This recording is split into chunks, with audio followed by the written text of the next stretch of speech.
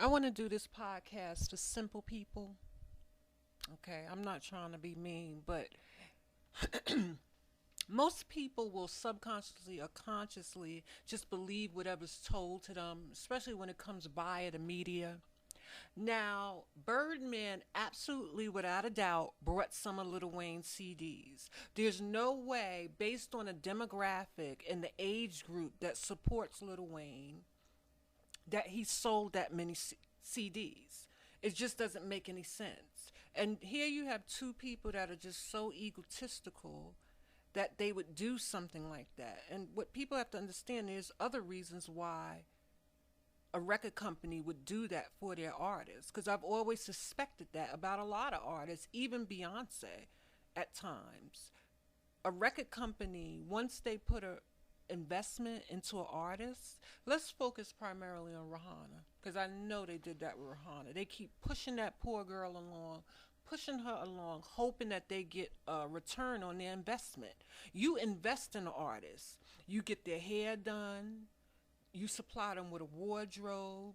With female artists, it's even harder because they go through a lot of beauty regimens and that's expensive. You know, like I said, they need stylists, wardrobe stylists, hair stylists. Plus, it costs a lot for them to put their creative things together. Sometimes they pay a little bit out of their pocket, but it still costs the record company money. Okay. They have to make sure you make the money back so that you can pay them. So you would not want to invest a lot of money in an artist, like let's say, like I said, Rihanna, and then just drop her. No, you might buy, like let's say, you might buy some of her, like her second CD, her third CD.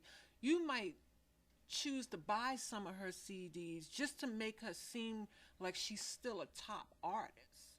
Because once that status, once she falls from a status like that, it's amazing how robotic humans are. People pay attention to whoever's top, and whoever's the top celebrity, whoever's the top artist. That's who people gravitate to. So it would make sense to invest in an artist just to keep them at a level where it appears that they're a top artist, which would in turn would metaphysically gravitate people to them. Okay, I don't want to get too complicated in explaining what I mean. But the bottom line is, read my article. I'll go into it more. He definitely brought some of his CDs.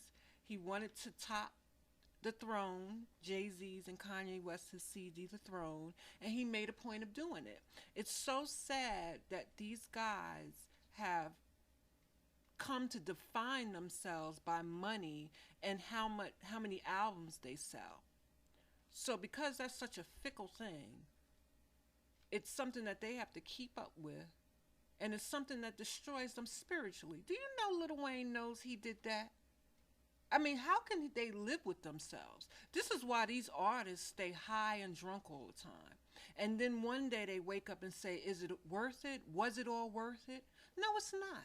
Because I already told you, people are robotic. You're hot now, you're not hot later. People follow you now, they forget you later. And all the things you did to be a success, and it means nothing. Because people will move on as if you never was here. And I think it's a damn shame that Birdman is putting that pressure on Lil Wayne, where he has to look people in the eye, knowing he didn't sell that many CDs, knowing that Birdman would do something like that. These are guys that will not fall. They are not going to take a fall without a fight. And yes, they will connive, manipulate to stay on top. I'm going to be doing a different podcast. Wow, it sounds funny for some reason. But I'm going to be doing a different podcast speaking about the fact that you see how Lil Wayne looks now?